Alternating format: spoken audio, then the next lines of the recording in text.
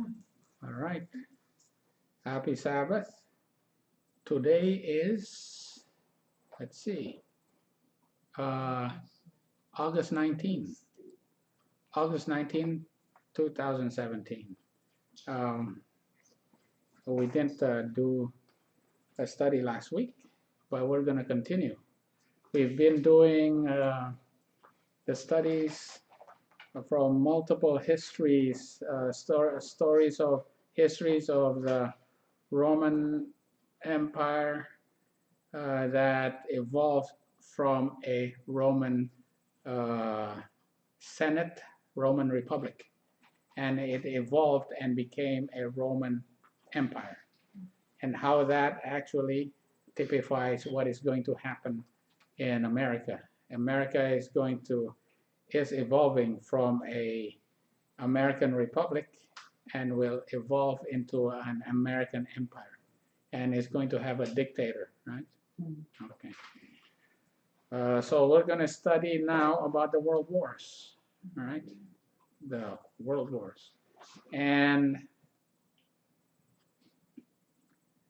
the World War has to be, we're suggesting that the World Wars is an application of the, triple application.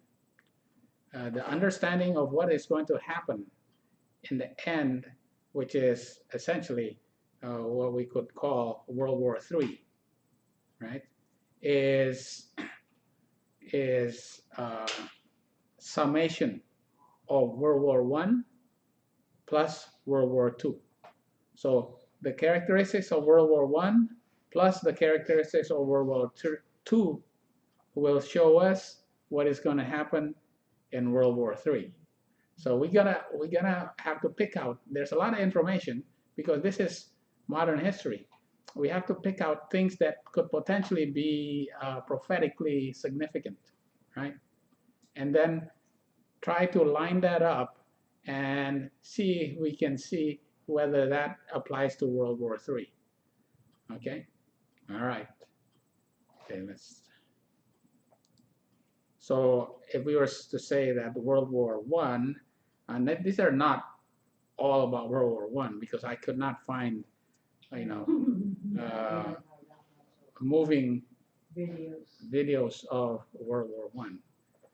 It's World War I plus World War II equals World War III. But yeah, these snippets of history. You didn't make them. You just found them. Yeah, I just found them. Oh, I thought you made them. Are you kidding? That's gonna be a lot, So I just looked for GIFs on the internet that showed about World War I and World War II. There's none from World War I, obviously, but you can find from World War II. And I can put this here because it's, it makes it for a more interesting study if you can actually see some moving pictures too. Anyway, all right. So here we go about the World Wars. We'll see how far we'll go, but hopefully we'll just do World War I at least, and maybe do some of World War II today. Okay. All right. World Wars. This is from Maranatha 174. The judgments of God are in the land. The war and rumors of war. Oh, what's that? Wars and rumors of war. Isn't that from the Bible? Matthew 24. Yeah. The signs of the times. The destruction by fire and flood say clearly that the time of trouble, which is to increase until the end. So which time of trouble is this? Could it be the little time of trouble, or is it Jacob's time of trouble? I think it's got to be Jacob's time of trouble. We have no time to lose. The world is stirred with the spirit of war. The prophecies of the 11th of Daniel have almost reached its final fulfillment. When does the 11th of Daniel reach its final fulfillment? At the beginning of the time of the end. Why?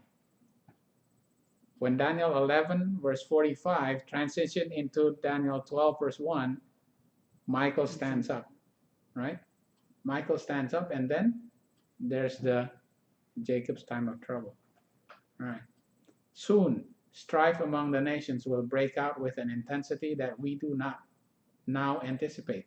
Okay, here you go. Strife among the nations will break out with an intensity that we do not now anticipate.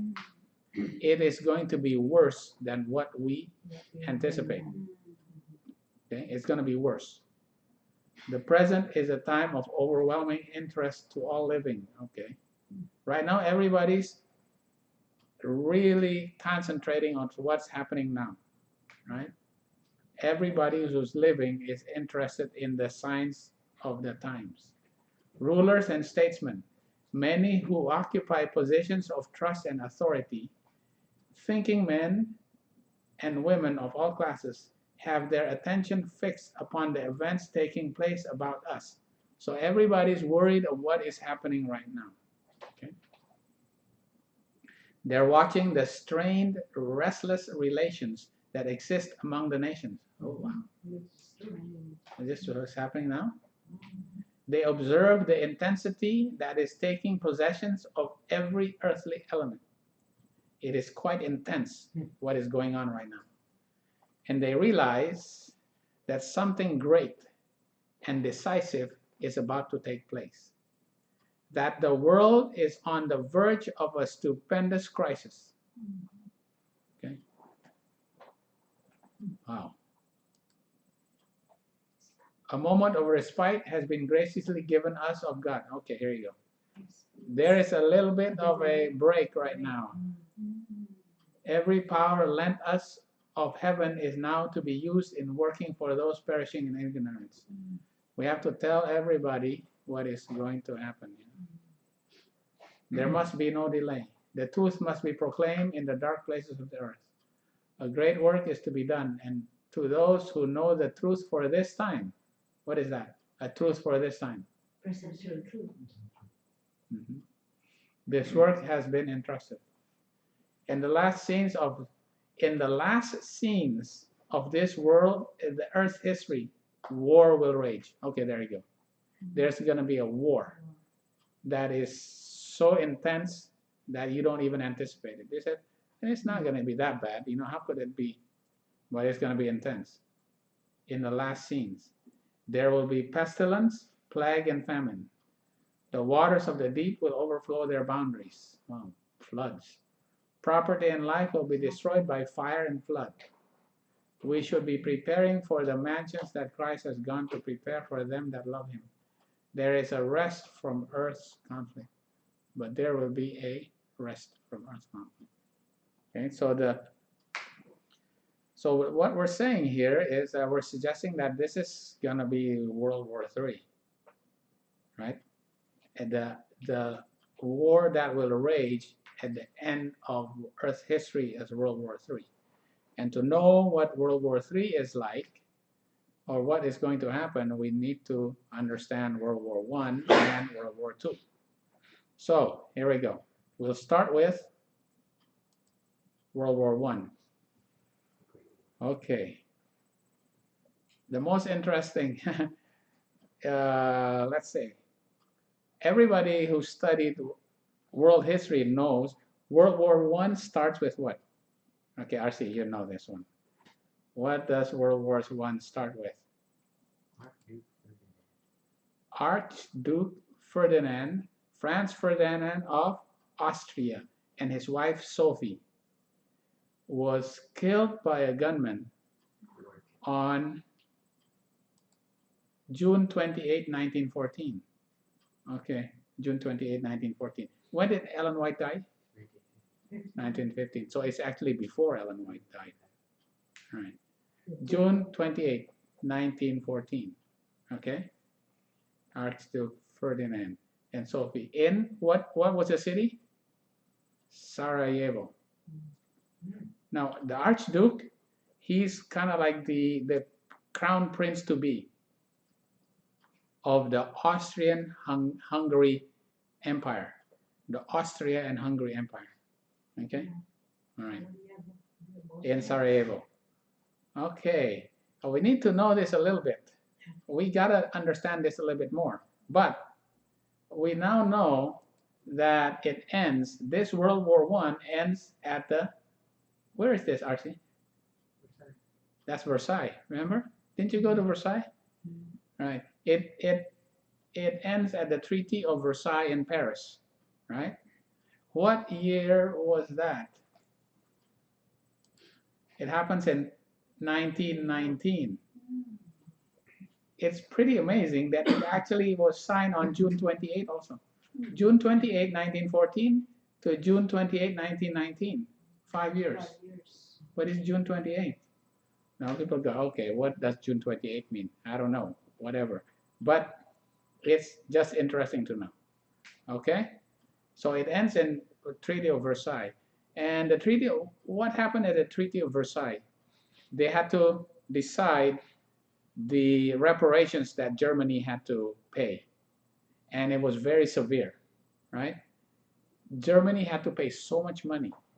A lot of their land was taken, so that Germany actually fell into such a deep depression. And because of that deep depression, what happened? Nazism came up, because they were so, I guess they were so mad at what happened to their country after World War I, that Nazism actually came up and says, okay, we're not gonna let this happen to us. We are going to actually now rule the world now. We're gonna take back what belongs to us. The world has dealt us a really unfair hand after World War I. That Nazism is actually a kind of like a reaction of what they had to suffer at the Treaty of Versailles. Okay, so people now understand this, right? Now, who is this guy that killed Archduke Ferdinand? He's a Serbian, all right?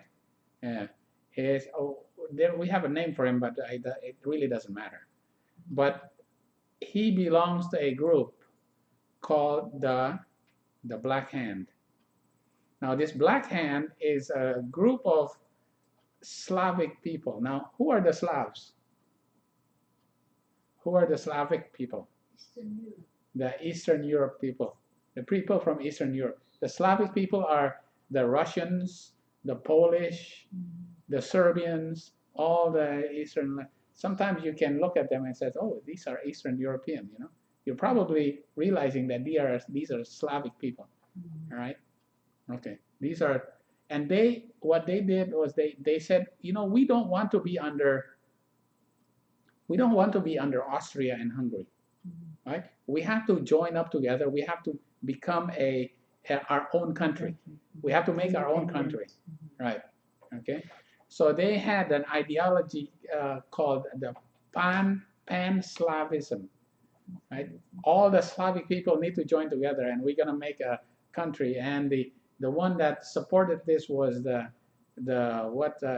country of Serbia, right? So these were Serbian nationalists that they said we don't want to be under Austria and Hungary anymore, and that's why they decided to do it by assassinating the Archduke. Okay, right. Now the Black Hand is a terrorist group, right?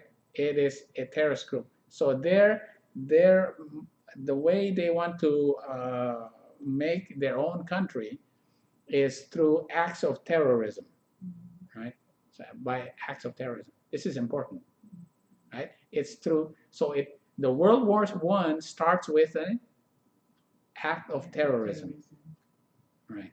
Yeah, by a group that acts, that wants to make their own country. Okay, now, so Serbia and Montenegro and British Empire joined together, right? And then they declared war against Austria and Hungary. because Austria and Hungary now declares wars against Serbia because these were Serbian nationalists. So I'm going to put them on this side. So who were the allies on the side of Serbia and Montenegro? Is the British Empire, France, Russian Empire. Now remember, Russian Empire at that time, were they actually communists? No, they were actually the Tsar, right? It was actually the monarchy, right? The monarchy of the Tsars, of the Romanovs, right? So they were a Russian Empire. And there's the British Empire, and then Belgium, Italy, Portugal, Romania, Japan. Oh, Japan was on their side. Japan, Greece, and eventually, Brazil. I didn't know that anyway. And then USA. Oh, don't tell that to them. But anyway, USA eventually joined up, right? So Germany was not on their side. Yeah, because Germany was on the other side. Germany was on the side of Austria and Hungary. Remember, this was Austria and Hungary, and that's a Roman Catholic country. Now the Empire of then the German Empire, right? It was a German Empire, and then this is kind of amazing. Who was the third big country that was on the other side? The Ottoman Empire. This is very important. It's Islam. Islam is on this side. So Islam and Germany was fighting together, right? It's very important, okay? And also Bulgaria, right? But anyway, all right. Just so happens that after the war, look at all these empires. This is an empire, this is an empire, this is an empire, this is an empire, this is an empire. Okay, I got 5 empires there. I kind of like this. I go, okay. I want to mix and match, which Japan also was an empire, remember? Yeah, at that time it's not an empire yet. It was just Japan. Only after World War II they really became an empire, right? And this is World War I. Okay, which one matches which? This one is easy. What's that? This is Germany, right? At the end of the war, was the German Empire gone? Right. The Ottoman Empire became Turkey, right? The Ottoman Empire no longer existed after World War I. The German Empire also no longer existed. There's no more kings. Yeah, became the Weimar Republic. Okay, all right, that's good, RC. All right, the German Empire is gone. What happened to the Austrian Hungary? That's gone too. What happened to the Russian Empire? Gone. Out. What is left? The British Empire is still there, but it's eventually become so small. Yeah, no, because after World War I, after the World Wars, all the countries that used to be part of the British Empire became their own countries, like Canada, New Zealand, Australia.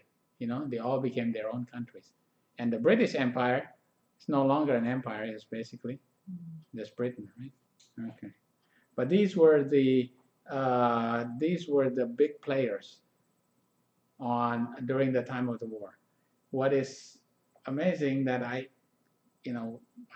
we all studied it, but we forgot that Islam was actually a part of the combatants, right? All right. Okay. All right. Let's see. Okay. Now the thing about it is, the Slavs were considered by the Germans as barbaric and inferior, right? Yeah. It's kind of amazing because during the Roman times, the Germans were the barbarians, right? Yeah. Now when they become a powerful country, they say, oh, these other guys, we used to be the barbarians, now it's the Slavs that are the barbarians. We're no longer the barbarians, okay? And the hatred against the Slavs, right? the hatred against the Slavs was actually initiated. This is kind of amazing. When I actually went and tried to find out who was actually opposed to the Slavs, who kind of like made it a big deal to hate the Slavic people. It was developed by the work of the Franciscan monks. That's the reason why they assassinated Right? Franciscan The Franciscan monks, the Catholic monks. the Slavs were the what ones religion were they? Orthodox. They're kind of like, who are the biggest people who are considered Slavic? The Russians. in the Russians, right? And it was actually the Franciscan monks that started up and say the reason being that Italy wanted to invade Albania. Italy, for some reason, wanted to conquer Albania. And Albanians were Slavic people. So the Franciscan monks considered that, these Slavic people, they are conquerors and immigrants that came from Asia. They're really not European. They're not really, they're subhuman. Yeah, they are conquerors that came in from the old days, So that's why we can actually destroy them, the Slavic people. And it was done by the Catholic monks. They are really Jesuits. It's the Jesuits. Because the Slavs were the Russians. Now, Catholics always wanted Russia to fall, right? Yeah. They're always against Russians. All right. Okay. And another thing is that the Treaty of Versailles, what was another byproduct of the Treaty of Versailles? The League of Nations. All right. Which is the starting. Right? So they said, okay, after the war, we're going to make a League of Nations so that we can be at peace. The problem is that after the Treaty of Versailles, Germany turned into Nazism. Italy turned into fascism. Japan turned into what?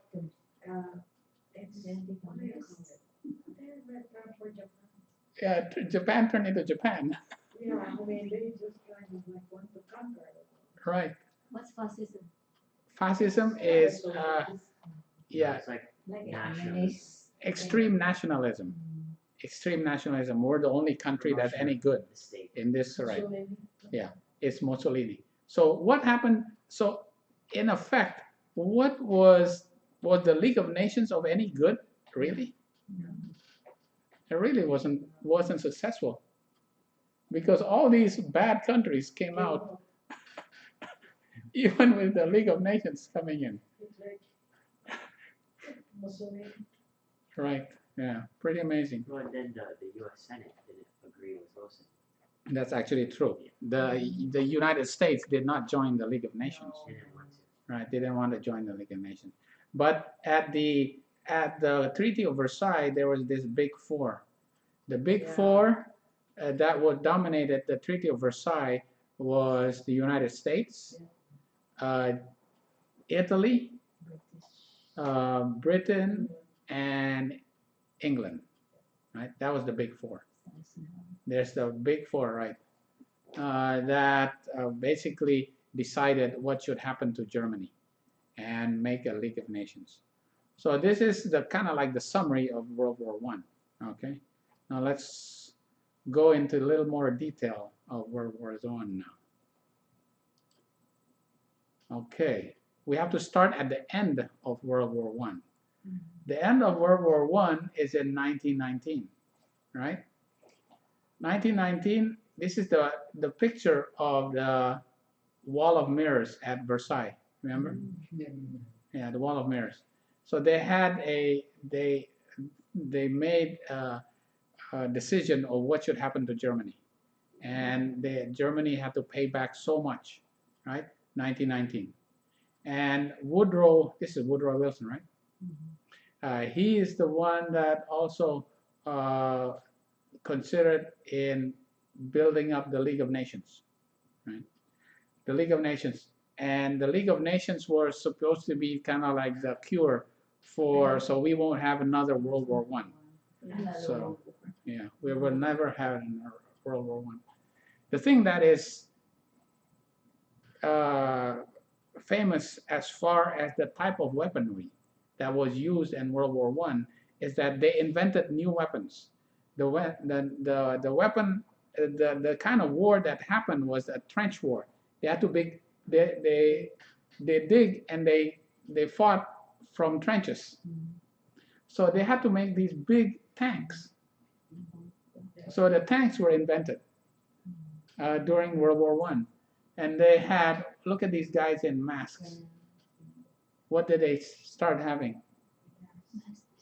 Gas. Weapons of mass destruction using gas. Right? Right? These, and then they use gas and then poisonous gas. Right? Yeah, they started using poisonous gas. This is, the end happened in 1919, right? Okay. But what happened in 1919 as far as Seventh-day Adventism goes? They had a famous Bible conference, 1919 Bible conference. And what did they decide at the 1919 Bible conference? That they no longer believe that Ellen White's inspired writings. Right? They no longer believed in Ellen White's inspired writing. There's multiple things. I had to download like 1,000 pages of the 1919 Bible conference. Right? Yeah. But in that, they basically went. Here's W.W. Prescott. Right? Who's the president? Was it Daniels? Yeah, A.G. Daniels. It was A.G. Daniels. A.G. Daniels and W.W. Prescott. But the one that dominated was W.W. Prescott. And it is pretty amazing.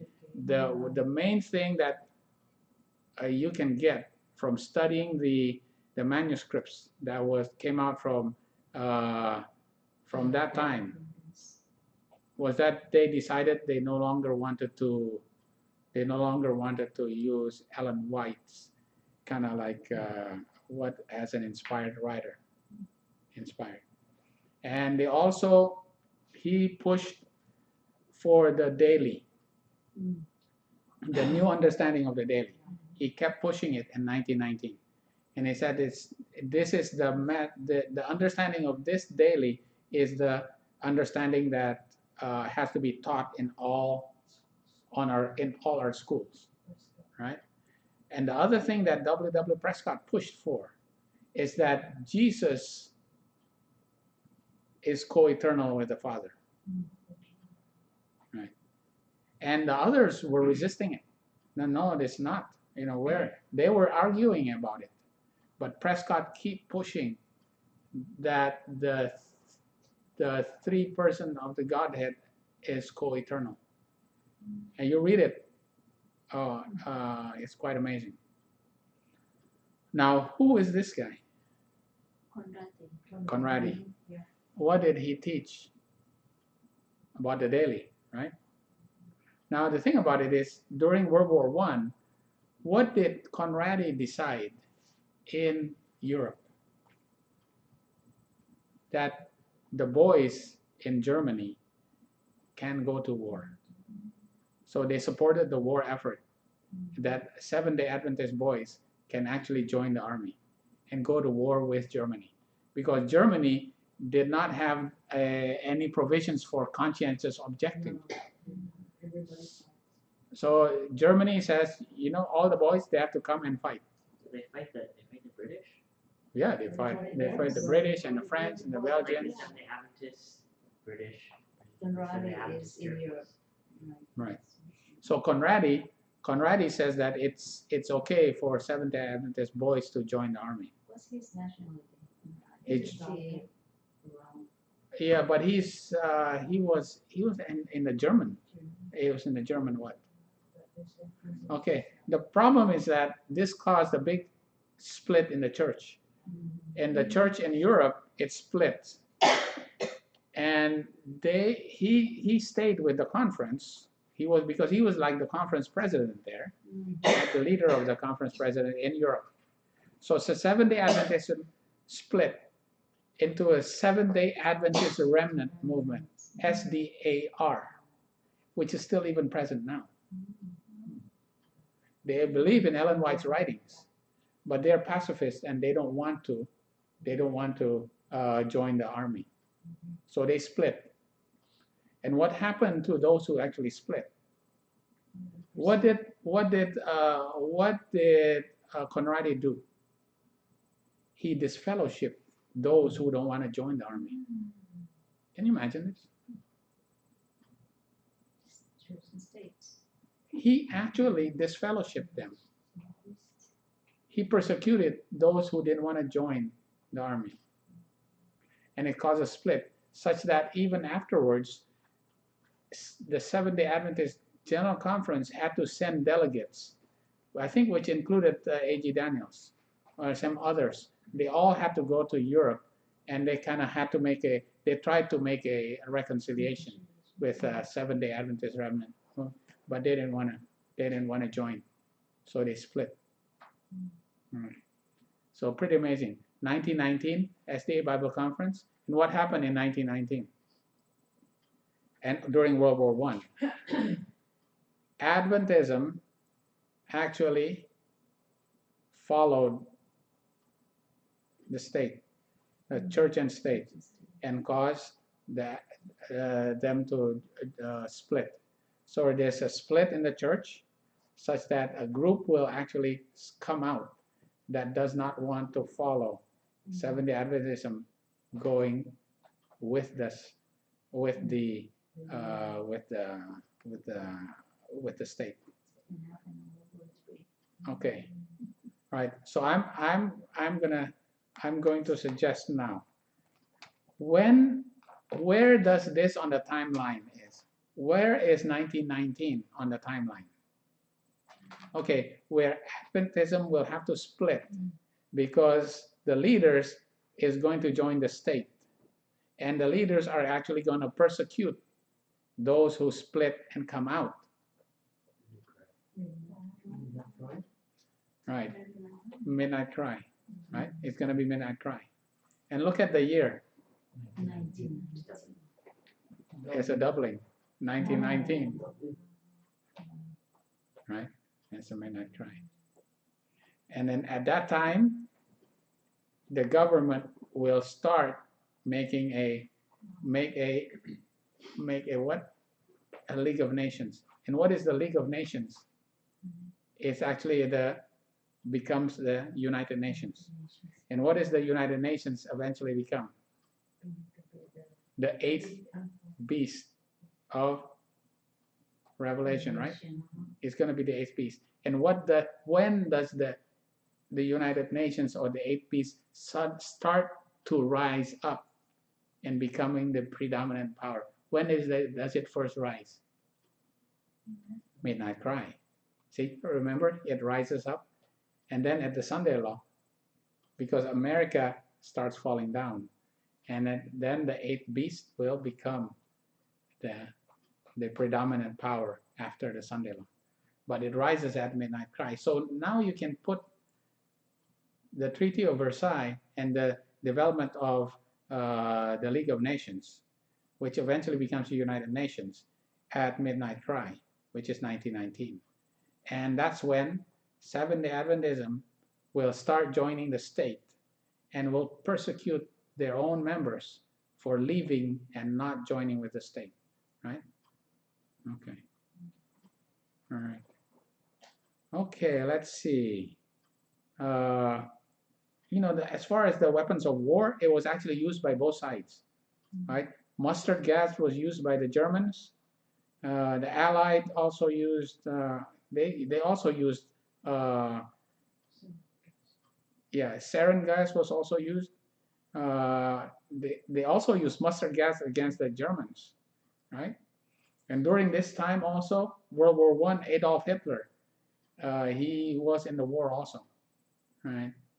And World War I ends with 1.3 million casualties by chemical weapons, including 90 to 100,000 fatalities from phosgene, some sort of gas, right? Yeah, it's they use all kinds of gas, but sarin gas, phosgene, all mustard gas, right? Phosgene. Okay, all right. So that's 1919. Now let's see. We have to back up to 1915 now. What happened in 1915? For one thing, we know Ellen White died, right? Ellen White died. Now, what's the date that Ellen White died? 15. I can't. You know, I should have put it up there. I'll put it up there. But Ellen White died in 1915, right? And she was buried in Battle Creek, but she died in Elms Haven, July 6, right? 16. Or July 16. Yeah, I should have known that. Yeah, July 16. July 16, 1915. It's pretty significant, July 16, because something is going to happen also July 16, 1945. Okay, Ellen White died July 16, 1915. Right? During this year, also in 1915, is when the Germans sunk the Lusitania, right? Right. They sunk the Lusitania. The Lusitania is actually a British ship, and it was sailing to America. And on the Lusitania were Americans, also Americans. So the British had put a naval blockade against Germany, and the Germans want to get out of that blockade, so they started using their U-boats, and they started sinking ships. And the biggest ship at that time that was sunk was the Lusitania, and the Lusitania became the rallying cry to get the Americans to join, right? The Americans to join the war, because before that, Woodrow Wilson did not want to join. Woodrow Wilson still had this idea that from the forefathers, George Washington and all that, you know, they didn't want to join with America.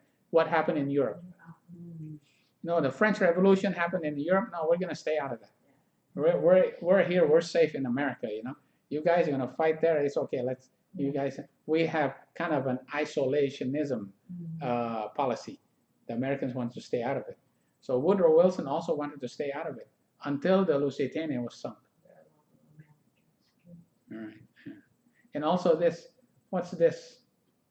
There's a Western Union telegram that was sent. Now, RC told me about this. I just researched. Yeah, I went into it. This was the Zimmerman telegram. The Zimmerman telegram was sent by, who sent it? Foreign Secretary. Yeah, the Secretary of Germany, right? He sent a telegram to the Mexican government, right? He says, if you join in our cause, because we know that the Americans will eventually join the World War, right? If you join on our cause, and then we defeat, and America gets defeated, you will gain back Texas, New Mexico, and Arizona, the territories that the Americans took from you. So you can get back. And these were deciphered by the code breakers in England. And they made a movie about it called The Code Breakers. Right. So this, you know, made the Americans so mad, in addition to the Lusitania being sunk, that Americans eventually joined the war, right? So, you know, one thing to notice about World War I, it does not start right away. So, like, there's a progression of when it starts. So I'm thinking about that characteristic, you know what? Yeah, it's a characteristic. So essentially, when you look at this, the Lusitania being sunk suddenly in the middle of the sea, that's an act of terrorism, right? So it's also an act of terrorism that got America into the war, right? Do you think? So when you think about Pearl Harbor, World War II, you think that's an act of terrorism? And that is an act of terrorism because it was a sudden attack. Nobody knew about it. Bam! Suddenly, it's an so you know these. So these world wars start with acts of terrorism that brings people, the nations in. But the thing about it is not all at one time. It's kind of like this is what I can see about the characteristic. All right. Okay. All right. Now, remember that at the end of Versailles Treaty, they're going to making the League of Nations, and it was Woodrow Wilson. Woodrow Wilson had a 14-point plan of what to do for the 14 points, right? And what to do about these countries. You know, who gets what, this and that, everything. They just basically divided up the world, essentially, right? Woodrow Wilson. But eventually, America did not even join the League of Nations. They decide who is who and which is what. So most of the time when you look at the League of Nations, people say, you know what, it's actually the brainchild of Woodrow Wilson. Yeah? That's true. Is it? That's okay, but no, in reality. Who is it? The Pope hopes for foundation of League of Nations, evokes divine help for Wilson in peace mission. Who really is behind the League of Nations? Right. Why does the Pope need a League of Nations?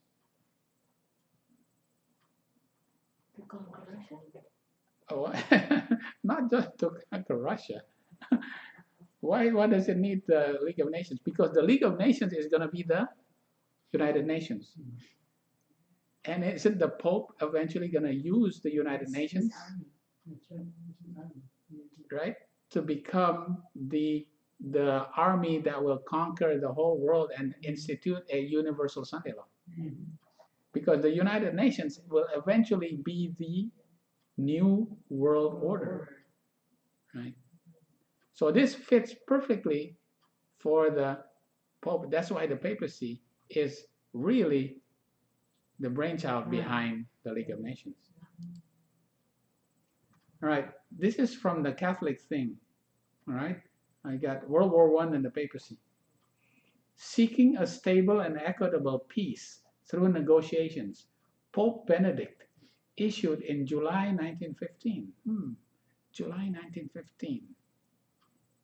Right? A plan that included planks calling for the creation of a free Poland, freedom of the Dardanelles Strait. What's the Dardanelles Strait? It's, you know, between Asia and Europe. There's the Dardanelles Strait here, and the Bosporus is at the north end, which is Istanbul. The Dardanelles Strait goes all the way south here, and this is where the Persian Empire under Xerxes made a bridge under the Dardanelles. They actually made a bridge using ships, pontoons, to cross over. It's at the Dardanelles. That's so famous, you know. Yeah. The Dardanelles. Yeah. Right. Establishment of the Dardanelles, freedom of the Dardanelles Straits. Yeah. Because whoever controls that basically controls everything that goes in and out to the Black Sea. Controls. It is so strategic. It has been a point of war since basically the beginning, you know, of history, right?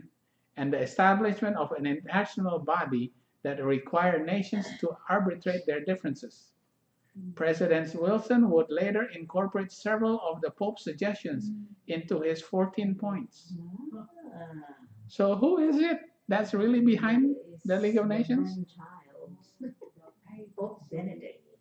After Pope Benedict XV died in January 1922, Joseph Motta, president of the Swiss Confederation, told an assembly of League Nations delegates, if mankind manages one day to get rid of war, oh boy, and that day is perhaps as yet far distant, it will owe that priceless achievement to the principles of arbitration as proposed by Benedict XV. So they see that the League of Nations and the United Nations as a means for them to attain world peace, when actually it's a way of attaining a new world order, right? To bring in the universal Sunday law. Right? Pretty amazing thing. Okay. And that's Pope Benedict XV. Okay. All right. Well, anyway, let's see. Where do we start? Oh, what happened in 1917, though? Remember, right in the middle of the World War I. Remember, Russia was on the side of the Allies. Right in the middle of World War I, Russia says we're not going to be in the war anymore. Why? Because we have our own revolution. They toppled the monarchy, and they became a communist country under Lenin in 1917, right in the middle of World War I. Right? Yeah. The Bolshevik Revolution. They decided that they want to take up the ideals of Marx and Engels with the Communist Manifesto. They're also tired of being under the monarchy. They also don't want to be under the religion. So this, right in the middle of World War I, is when Russia becomes the king of the South. Right? Yeah. That's pretty amazing, you know, the king of the South, right? Yeah. The Bolsheviks versus the Mensheviks. The Bolsheviks versus the Mensheviks. It's like the Girondins versus the Jacobins, right? They wanted to fight against a monarchy and against religion. It's the same thing. The French Revolution is like the Bolshevik Revolution. It's the same thing. It's the king of the South, the rise of the king of the South. And the rise of the king of the South happens right in the middle of World War I. And what was the reaction of the Pope towards the French Revolution? He condemned it because it was because the French Revolution was espousing freedom of conscience. And the Pope does not believe in the masses' freedom of conscience, because the freedom of conscience, the conscience has to be dictated by the church.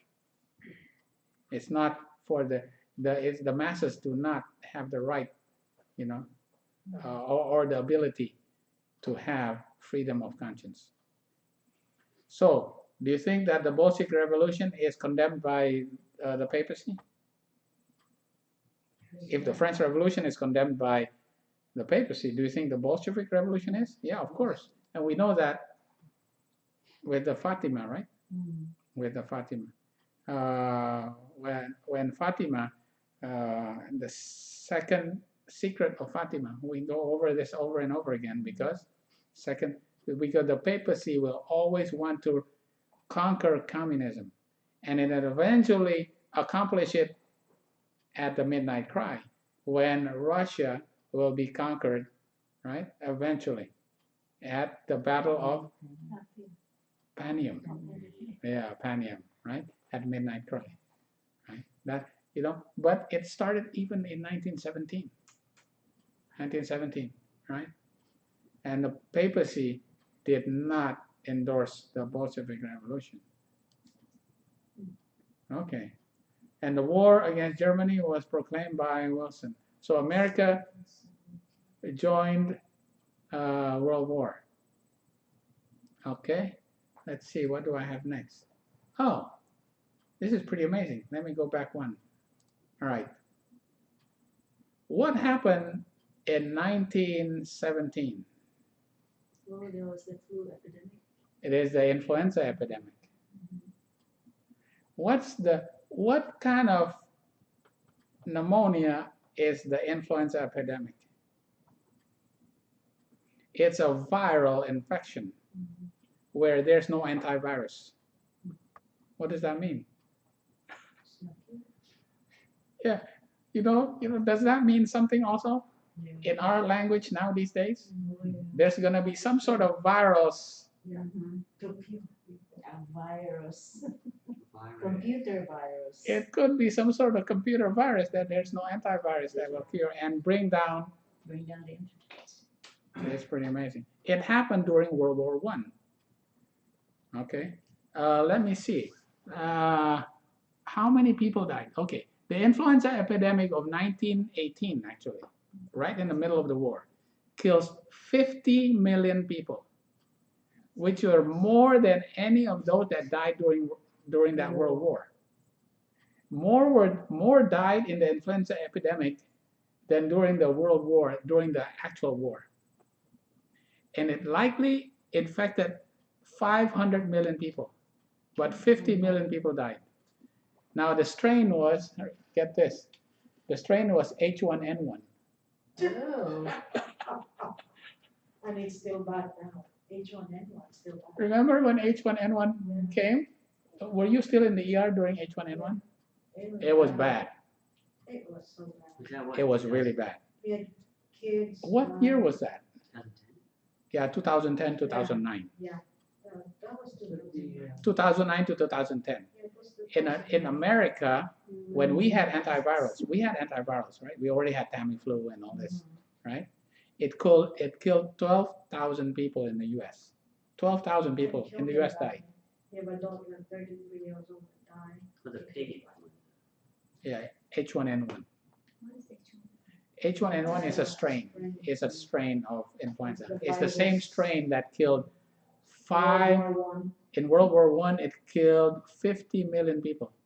Can you imagine 50 million people died?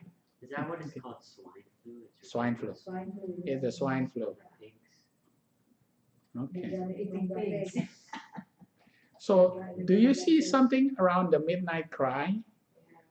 Is there going to be an epidemic? Where is it, according to the plagues, that there's going to be which plague is going to be the boils? Is the sixth plague. Where does the sixth plague fall? Just before midnight cry. Right? Just before midnight cry. There's going to be the influenza epidemic happens right at the World War I.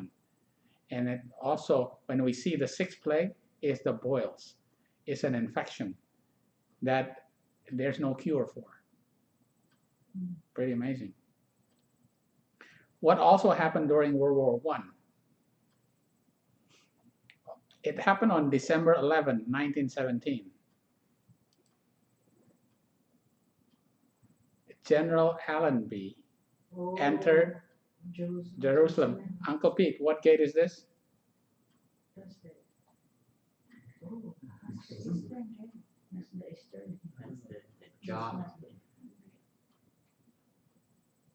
That's the Jaffa Gate.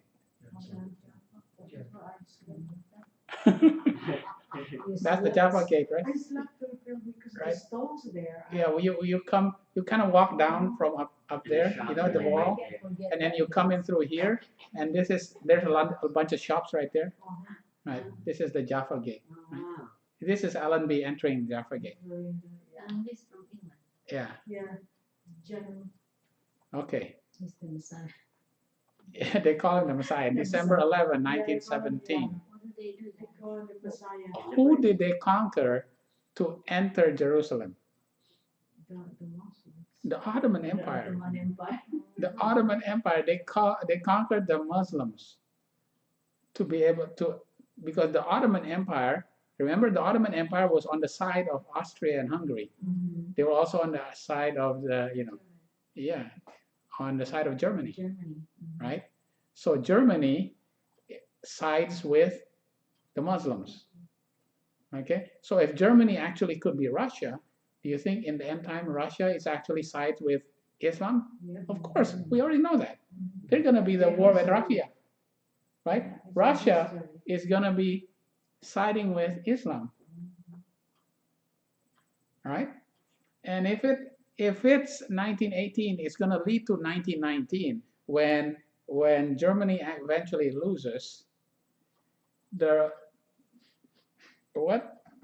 Islam is actually going to be defeated as well, and Jerusalem is entered. Okay, this is it. Is there a Jerusalem being entered at the midnight cry? Who enters Jerusalem at midnight cry?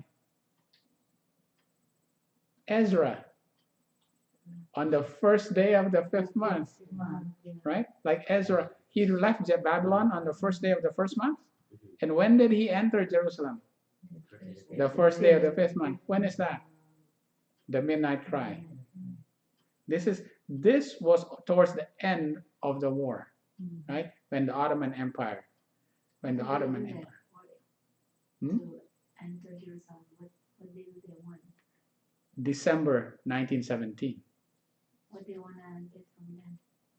What? They had that. Help them. Because the British is on one side, right? The Ottoman Empire and Germany is on the other side. Help them. So they had to defeat the Ottoman Empire. And part of defeating the Ottoman Empire is actually taking away Palestine from, and then Palestine starts to rise up. This is what R.C. says. Palestine starts to become, it's liberated. Eventually will be liberated. But it used to be under the Islam since what, the year 400 or something like that? Or earlier. Yeah, something like that, right? Long. Until the British liberated it in 1917. That's why they think of it as Judas Maccabees. He's the savior. Yeah. This one, Allenby, this is so famous. Yeah. When you see this picture, like Allenby, wow, he's like a superhero for Palestine and Jerusalem. to liberate Jerusalem. When he entered Jerusalem, right? The entering of Jerusalem is like at the midnight cry, right? Because Ezra entered Jerusalem at midnight cry. Okay, but the thing about it is, when the Ottomans were kicked out of Jerusalem, they still fought, right? They were still fighting. They were completely defeated. Eventually, where were they completely defeated? It was still a cavalry war at that time. The Germany and Ottoman Empire eventually was kicked out of Palestine by the British, Australians, and the New Zealanders, right? Get this, at the Battle of Megiddo. At the Battle of Megiddo. The Battle of Megiddo during World War I was the last cavalry battle that ever was won. Because after that, there's no more cavalry wars. There's no more need for horses. After that, they start using airplanes and tanks, and there's no need for horses. The Megiddo War was the last cavalry war, and it was a surprise attack by Allenby. Allenby was able to defeat the Muslims at Megiddo. And so I go, wow, there's something significant about that. There's got to be something significant. Because at World War I, Megiddo also comes into picture. Entering of Jerusalem also, there's an influenza epidemic. All right, so now we're going to put this on a line here. June 28, all right?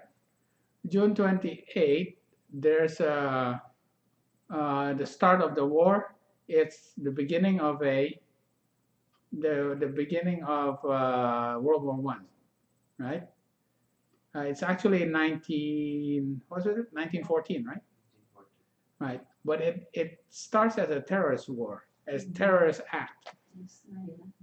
In 1915, the war happens. The Lusitania was sunk. The Zimmerman telegram was sent, and it was Ellen White's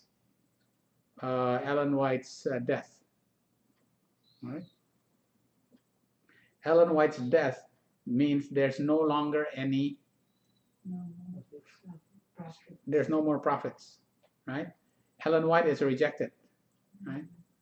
Right? It's gone into spiritualism. Adventism gone into spiritualism here, because this lines up with. Well, actually, you know, you should actually it should be right here. Should be 9/11. Midnight is, you don't say Adventism going to spiritualism. Midnight is when there's no, it's Adventism becomes so dark, right? It's the midnight. It's so dark that there's, because there's no, there has no, yeah, there's no light at all. Because Ellen White was the light, right? In 1915 was also Pope Benedict XV. Oh, 1915, Pope Benedict XV. And he was the one that is the brainchild for the League of Nations. And there's a new weapon in 1915 during World War I. New weapon, okay, which is weapons of mass destruction. Do you see a new weapon that was that happened between midnight and the midnight cry? That was developed by Muhammad II, and he ordered a bomb maker, right? There's a new weapon of mass destruction, right? During that time also is the Bolshevik Revolution, and the papacy, you know, was against the Bolshevik Revolution. Was the Fatima, the second secret of Fatima. So the Bolshevik Revolution is when Russia becomes a communist country and suppress religious freedom in Russia. Wasn't there there's going to be a religious freedom being suppressed in Russia between midnight and the midnight cry, right? Because remember, the king of the south, he exalted himself, right, to his own destruction, right? The king of the south is Russia, is the king of the south, right? And he exalted himself by suppressing religious freedom. So we see that the Bolshevik Revolution started in 1917, right in between midnight and midnight cry, right? And there's also an influenza epidemic. I didn't know how to make an influenza, so I just made a hospital bed right there. That's the hospital bed. That's my icon for the influenza epidemic, right? That's going to be an influenza. There's going to be the sixth plague that comes before midnight cry. Okay, and this is the last cavalry war. Like Allenby entering into Jerusalem and then defeating the Islam, right? I guess it doesn't really fit exactly at midnight cry, because we know that Islam eventually will lose at midnight cry, because the Ottoman Empire falls eventually at the Treaty of Versailles. There's multiple treaties that are done, but the Treaty of Versailles, Germany falls. And if Germany represents Russia, then Russia is defeated at Panium also, right? Right. And the Ottoman Empire falls also. Ottoman Empire represents Islam. Islam is also restrained, although Islam attacks. Islam is then also restrained at midnight cry. And there's the 1919 Bible Conference. The 1919 Bible Conference is when SDA completely starts rejecting Ellen White's divine inspiration, takes on the Catholic understanding of the three persons of the Godhead being co-eternal, right? Rejects the, continues to reject the daily and makes it a subject of how it is now presented in the seminaries and the church, right?